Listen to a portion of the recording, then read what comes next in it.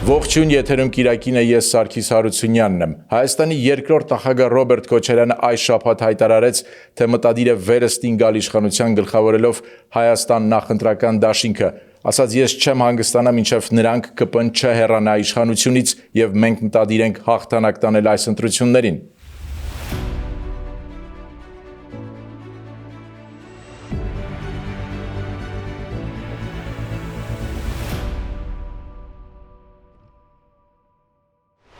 Իմ հյուրն է Հույդա Հայաստանի Գերագույն մարմնի ներկայացուցիչ Իշխան Սաղաթելյանը, բարև ձեզ, պարոն Սաղաթելյան, շնորհակալություն հրավերն ընդունելու համար։ Շնորհակալ եմ հրավերի համար։ Տեսեք, այն մարդիկ, ովքեր մտադիր չեն քվեարկել իշխանության օգտին, ասում են, բայց ինչու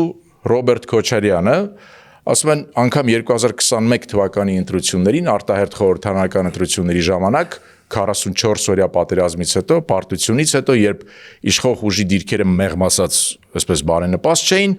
անգամ այդ ժամանակ Հայաստան դաշինքը գրեթե 2.5 անգամ քիչ ձայն հավաքեց, դաշինքը գլխավորում է Ռոբերտ Քոչարյանը, քան ԿՊ-ն եւ այդ հայտնի հարցը մեջտեղ եկավ, թե պարոն Քոչարյան, այդ ինչ է կարել հայ ժողովրդի հետ, որ անգամ նման պարտությունից հետո նա ձեզ ձայն չտվեց եւ քվեարկեց Նիկոլ Փաշինյանի գլխավորած ուժի օգտին։ Հետևաբար այս հարցը նորից է մեջտեղ գալիս, ինչու Ռոբերտ Քոչարյանը։ Նախ 21 թվականին իշխանությունը չնայած ծանր եւ ողբերգական պատերազմից հետո կարողացավ ժողովրդին այն թեզերը, որ հիմա կրկին փորձում է օգտագործել, խաբել։ Եվ եթե ասում եք մեր դաշինքին Ռոբերտ Քոչարյանին չքվեարկեց, այսինքն ամենաշատը մեզ քվեարկեց մի քանի անգամ ավել, քան ամբողջ ընդդիմությանը վերցրած։ Այսինքն խնդիրը նա էր, որ պատերազմից հետո մենք եւ հավաքական ընդդիմությունը չկարողացավ մեր ժողովրդին բացատրել ստեղծված իրավիճակի վտանգավորությունը եւ այն ինչ որ անընդհատ կրկնում ենք, եթե այս իշխանությունը վերարտադրվի, տեղի են ունենալու նոր զիջումներ, Արցախի հայաթափում, նոր կորուստներ եւ այլ, այդ ամբողջությամբ չկարողացանք տեղ հասցնել եւ պատերազմից հետո այդ շոկից մեր ժողովուրդը չկարողացավ դուրս գալ եւ ամբողջական իրավիճակը գնահատելով, որի մեղավորությունը այդ իմաստով ոչ թե գցում ենք ժողովրդի վրա, այլ եթե չեն կարողացել տեղ հասցնել, բացատրել, ուրեմն հավաքական ընդդիմությունը տեղի բաժինը ունի։ Այս իրավիճակում գնաց քվեարկությամբ եւ այո, կարողացավ խաբել վարչական պետական ռեսուրսը օգտագործել, վերարտադրվել։ Հիմա բոլորովին վիճակը այլ է, այն բոլոր կանխատեսումները, ինչ որ արել ենք, դժբախտաբար իրականություն է դարձել եւ ինչու պետք է մեզ քվեարկի, ամենակաղաքական, ամենակոպված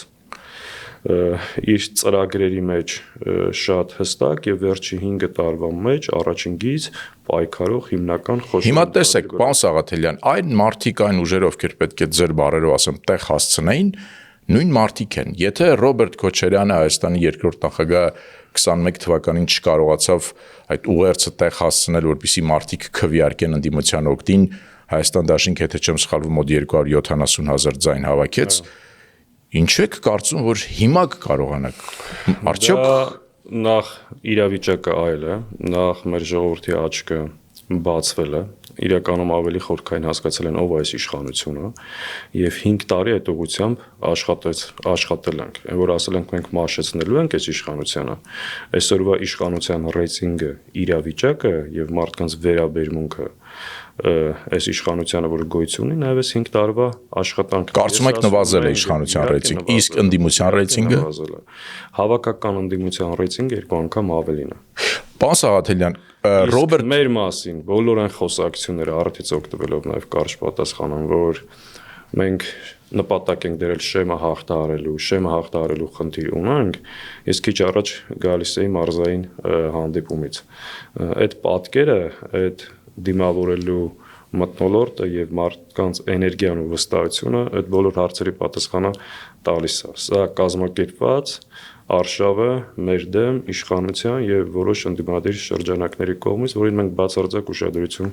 չենք դարձնում։ Այսինքն չկա այդ մտահոգությունը, ես այսպես ասեմ, չկա ընդդիմադիր դաշտում առանձին վերցրած միակ առանձին ուժ, որ կկարողանա միայնակ այդ խնդիրը լուծել։ Դուք ձեր խոսքում ասացիք նաև որոշ ընդդիմադիր շրջանակների կողմից շատ է խոսում, որ գիտեք Հայաստանի երրորդ նախագահ Սերժ Սարգսյանի գլխավորած ուժը նույնպես այսպես լցված է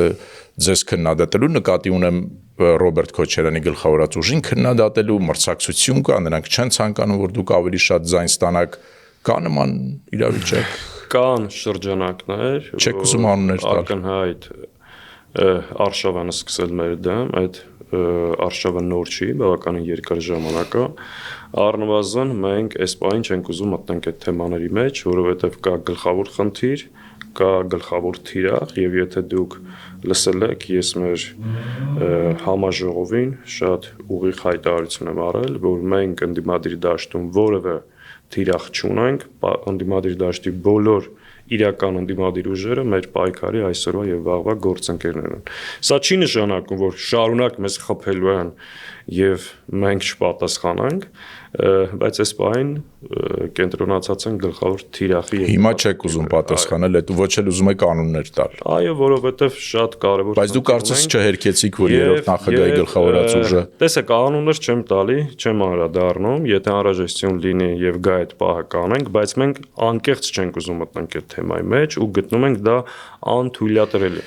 Եվ ավելին ձեզ ասեմ, մենք նպատակ ունենք եւ նախաձեռնություն եւ քաղաքական ուժերի հետ խորհրդակցություններ ենք արել այս ժամանակահատվածում, որ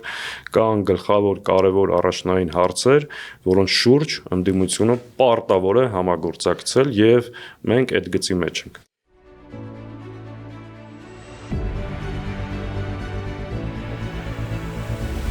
Իշխանությունը ձեզ մեղադրում է ընդդիմությանը, բայց նաև Հայաստան դաշինքին մեղադրում է, ասում է դուք ռևանշիստական ուժեր եք։ Կգաք իշխանության, աշնանը պատերազմ կսկսվի։ Սա ասում է այն ուժը,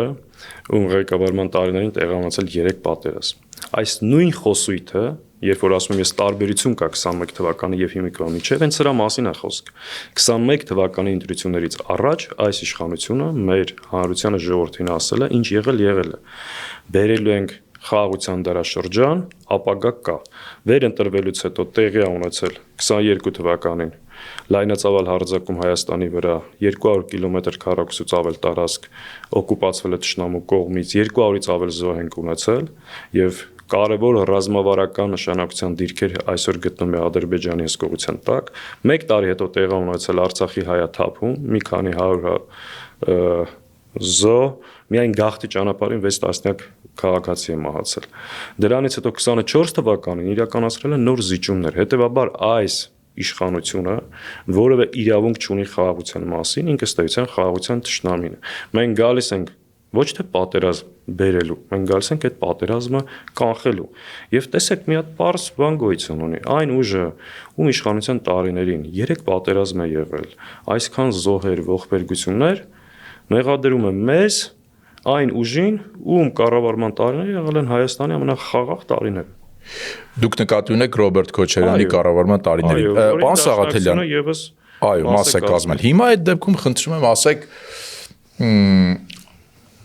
Արցախի հարցը, Լեռնային Ղարաբաղի հարցը, ինչպես եք պատկերացնում։ Իշխանությունը հայտարարում է, ասում է Արցախյան շարժումը, Ղարաբաղյան շարժումը փակված է, եթե կարճ ձևակերպենք, ընդդիմությունը ասում է ոչ, մենք պատրաստվում ենք վերադառնալ Արցախ։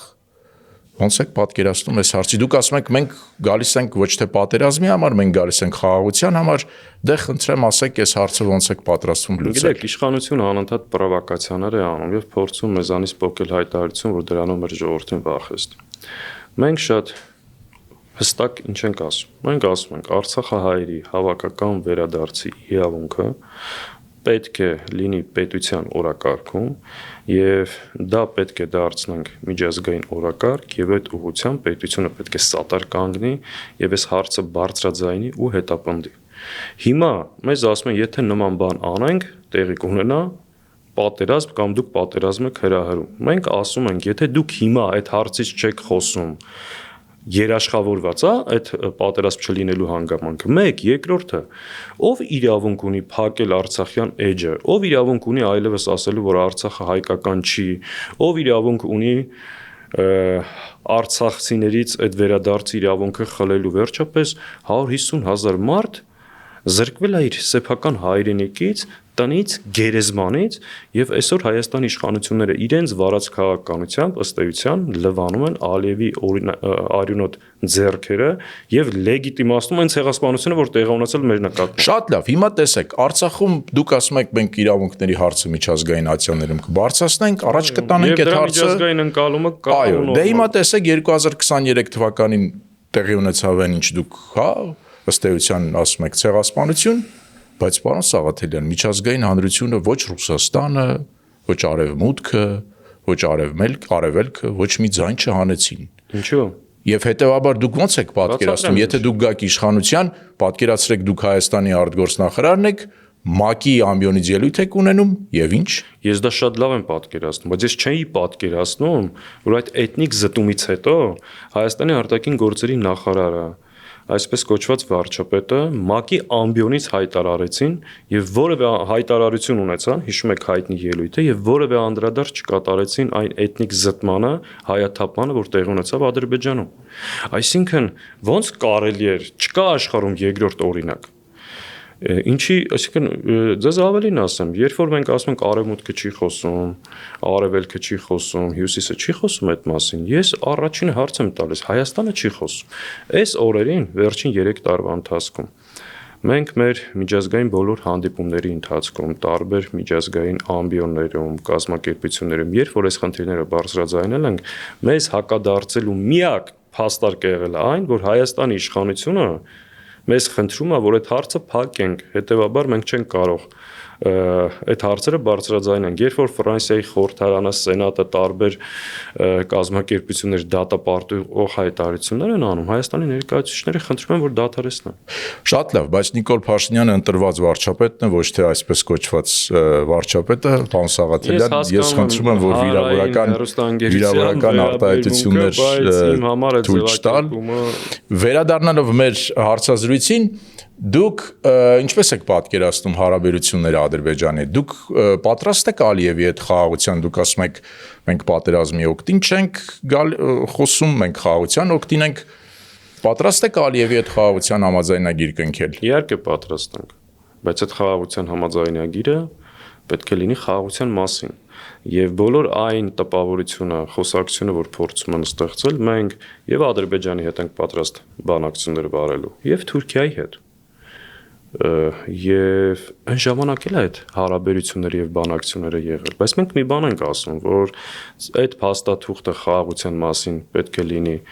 անշրջելի, այսինքն խաղաղությունը լինի անշրջելի, լինի արժանապատիվ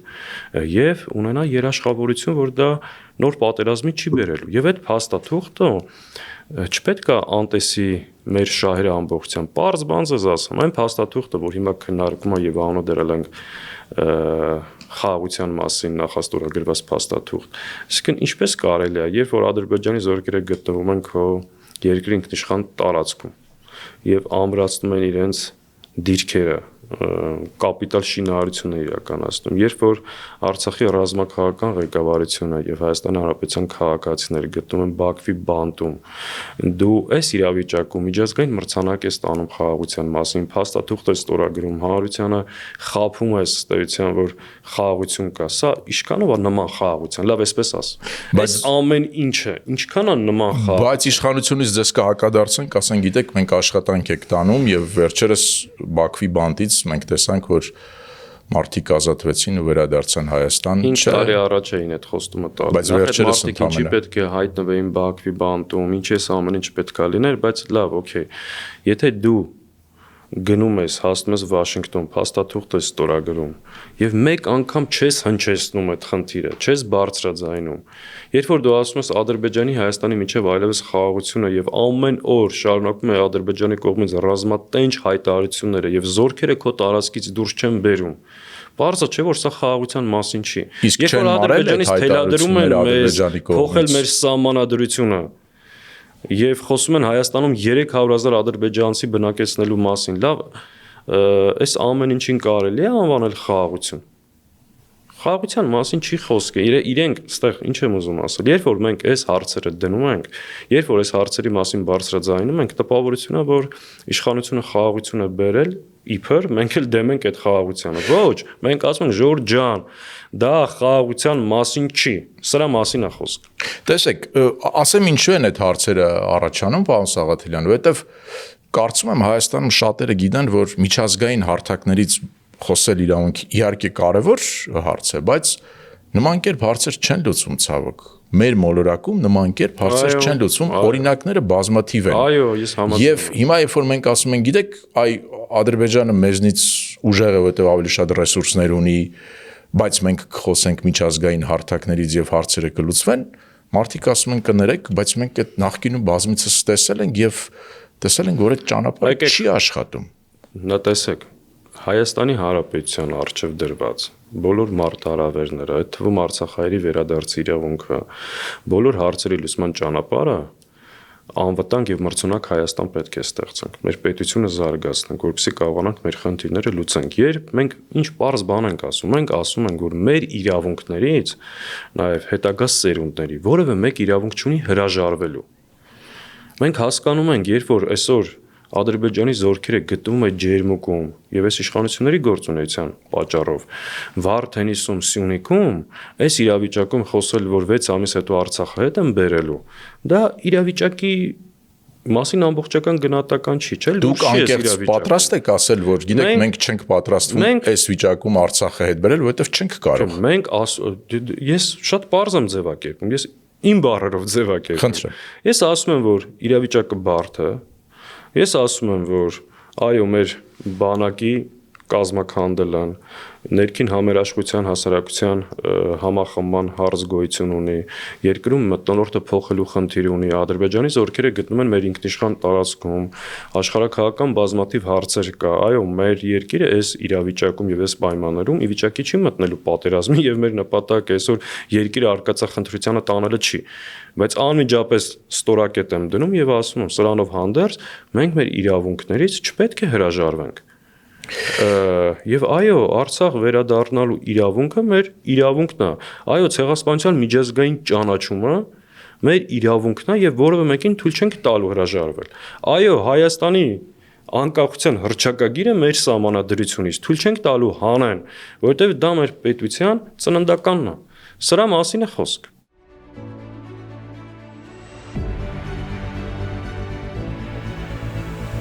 Անդրադառնանք արտաքին քաղաքականության այսպես լայն առումով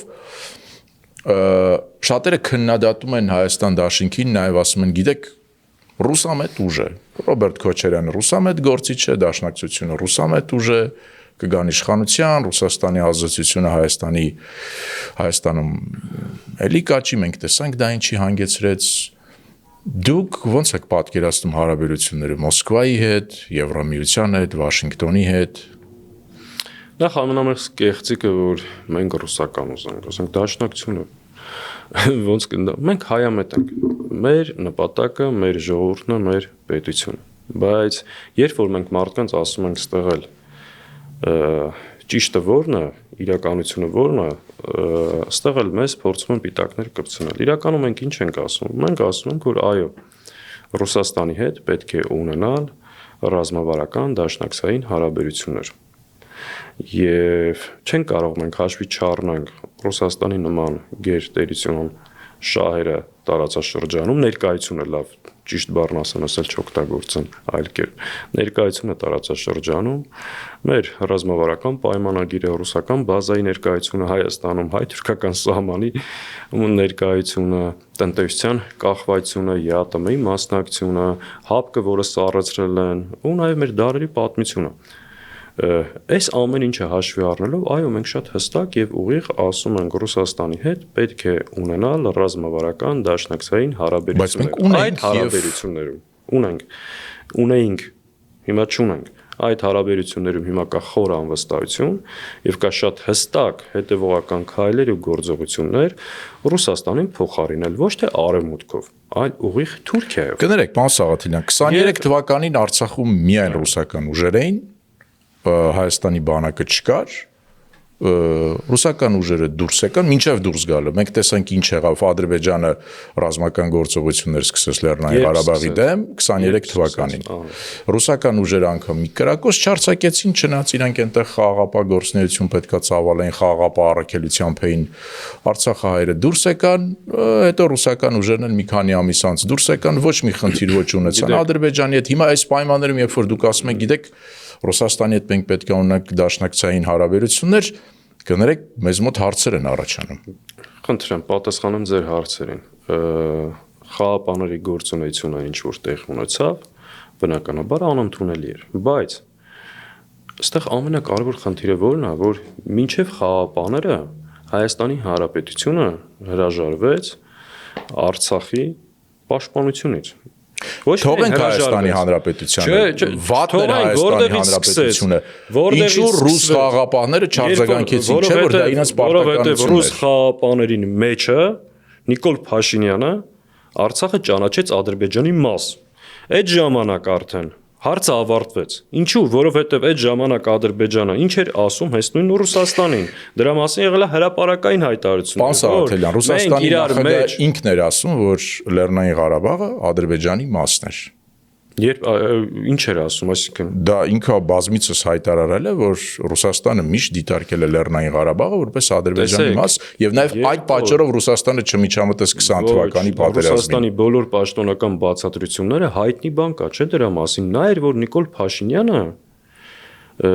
ճանաչել է։ Երբ որ Ռուսաստանի նախագահի հետ մեջբերումներն եք անում, նաև պետք է հիշեք այն մյուս հայտնի մեջբերումը, երբ որ Նիկոլ Փաշինյանը ճանաչեց Արցախ-Ադրբեջանի կազմում, ստեղից արդեն հարցի բանը փոխվեց։ Մենք բանակցությունների սեղանին էսել հիշեք, ունեցել ենք ռուսական տարբերակ։ Դե Պուտինը մինչև այդ պրահյան հայտարարություններն էր ասում։ Պարզ ասեմ, էլի Պուտինը ինչ ասեց, Մակրոնը ինչ ասեց, Թրամփը ինչ ասեց, ամեն ինչ մեկը կարա մի բան ասի իր երկրի ու մնացած շահերից ելնելով։ Մեր եւ ձեր խնդիրը ինչ է ասել Հայաստանը ներկայացնողը։ Երբ որ Հայաստանը ներկայացնողը ասել է, որ այլևս Արցախի հարց գոյություն չունի, կիլոմետր քառակուսիով, տարածքով անվանական Արցախը ճանաչել է Ադրբեջանի կազմում, դրանից հետո Ադրբեջանը ասել է, դե վերջ Հայաստանը ճանաչեց, սկսել անդեղեթնիկ զտում իրականացնել, որ այդքանից հետո էլ իրավունք չուներ եւ հղում արել Հայաստանի իշխանություններին։ Մենք հիմա ասում ենք ռուս խաղաղապահների մեջբերում ենք անում։ Միացյալ Նահանգների Եվրամիության հետ ինչ հարաբերություններ եք պատկերացնում։ Մենք պատկերացնում ենք, որ Միացյալ Նահանգների հետ պետք է զարգացնել հարաբերությունները եւ առհասարակ ասեմ, մենք եւի կողմնակից ենք։ Մենք չենք գտնում, որ կամ-կամով պետք է առաջնորդվենք արտաքին քաղաքականության մեջ։ Եվ դրա անցած ճանապարհը կա, փորձառությունը կա եւ նաեւ արդյունավետությունը կա։ Հիմա դուք կարող եք ասել, դե իրավիճակը փոխվել է եւ այլ, բայց կապ չունի, այնպես չի, որ միշտ այդ բևեռները հաշտ են եղել, նույնիսկ այն ժամանակ, երբ որ Հայաստանը եւի քաղաքականություն էր վարում։ Եվրոմիության հետ մենք գտնում ենք, որ սեպայի շրջանակներում ունենք 16 թե 16 թվականին ստորագրված փաստաթուղթը, որը բարեփոխումների, վիզաների ազատականացման, տնտեսության, դատական համակարգի, ժողովրդավարության բոլոր ուղղություններով հարաբերությունները զարգացնելու, բարեփոխումների սերտացնելու հնարավորություն։ Երբ որ գաք իշխանության կամ որ գաք իշխանության խորացնելու եք Եվրամիության հետ։ Այդ փաստաթղթի շրջանակներում խորացնելու ենք, զարգացնելու ենք ոչ Եվրոմիությունը, ոչ Միացյալ Նահանգները, ոչ Ռուսաստանը, պետություններ չեն։ Պարոն Սաղաթելյան, այդ որ փորձում են մեզ տեղավորել ինչ որ մի բանի մեջ, ախր մի հատ վերցրեք սրանց իշխանության տարիները։ Ավելի շատ են Ռուսաստանից ազդեցության տնտեսության մեջ ապրանքաշրջանառությունից մինչև չգիտեմ այլ ուղղություններ ընկել, քան այն ժամանակ։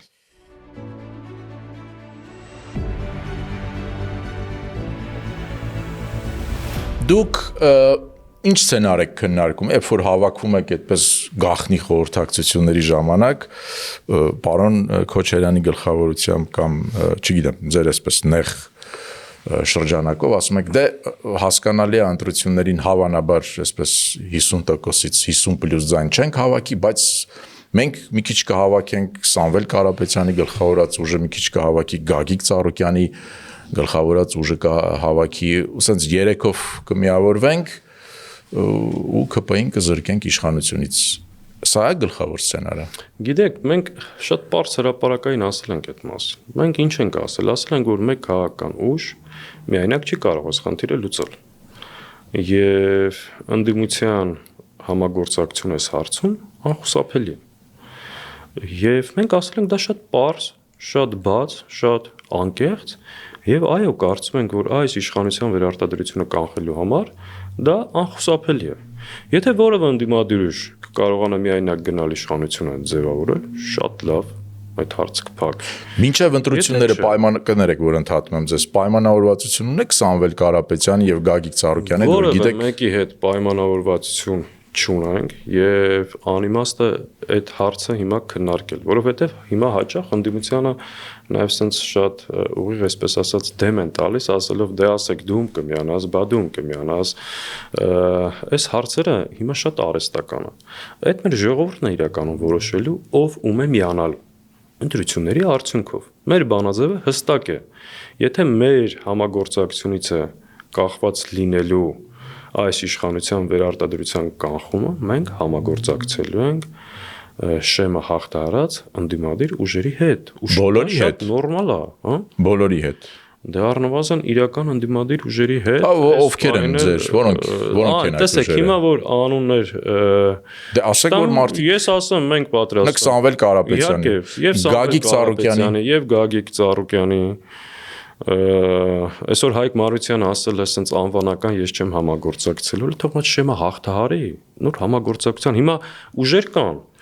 որ ոչ շեմը հաղթահարելու հնարավորություն ունեն, ոչ էլ ընդհանրապես մոտենալու դրա։ Ասենց անընդհատ հայտարարում են մենք չենք համագործակցելու։ Այդ ձեր ցավը տանեմ, մի հատ անցեք։ Մի այսպես սուր հարցել տամ։ Մենք համագործակցում ենք, նոր դրա մասին մտածում։ Եթե վերջին հարցն է, եթե երրորդ նախագահի գլխավորած ուժը մասնակցի ընտրություններին եւ անցնի իրենց հետ կհամագործակցեն։ Համագործակցեն։ Այսինքն ինչի մասն է խոսք։ Դե որովհետեւ շատ ներկայացուցիչներ, այսպես ասեմ, այդ ուժին հարող քննադատում են Հայաստան Դաշնքին սոցիալական կարա քննադատություններ լինի, կարող է հարցերի շուրջ անհամաձայնություն լինի։ Ձեր կողմնակիցներն էլ իրենց են քննադատում։ Այո, բայց տեսեք, գլխավոր հարց գոյություն ունի։ Հետևաբար, այո, ես որևէ խնդիր նաև համագործակցության իմաստով, եթե դա ուղիղ կապ ունի այս իշխանություններին իշխանազրկելու իմաստով, չեմ տեսնում։ Ու ես, տեսեք, մի քիչ էլ ոնց ասեմ, իմ ընդդիմադիր գործընկերներին եմ ուզում ասել, որ այս արհեստական օրակարգերի մեջ պետք չի մտնել, որովհետև սա բերում է ավելորդ լարվածության։ Շատ պարզ է, ես իմիջիայլոց ոնց ասեմ, այն ուժը, ով կփորձի չհամագործակցել, անկախ իր կամքից ինքը նպաստելու է, որ այս իշխանությունը շարունակի մնալ իշխանության։ Այսօր տեսեք իրականում ինչա տեղ ունեցել, փորձենք սրանով ամփոփել։ Բոլոր ընդդիմադիր ուժերը հայտարարել են, որ գործող իշխանության հետ որևէ կերպ չեն համագործակցելու։ Չեն բացառել միմյանց հետ համագործակցելու հնարավորությունը։ Հիմա ով ում հետ ինչ ոնց, դա ժամանակը ցույց կտա, եւ այս իշխանության լարումները, որ Գյումրի 2 սցենար եք ուզում ստանալ, եւ այլ, սա իշխանությանը հաղթելու բանաձևն է։ Եվ այո, այդ բանաձևից պետք է օգտվել։ Պարոն Սաղաթելյան, շատ շնորհակալություն հարցազրույցի համար։ Ես հիշեցնեմ, որ հյուրընկալել էինք ՀՅԴ Հայաստանի գերագույն մարմնի ներկայացուցիչ ազգային ժողովի պատգամավոր Իշխան Սաղաթելյանին, կհանդիպենք։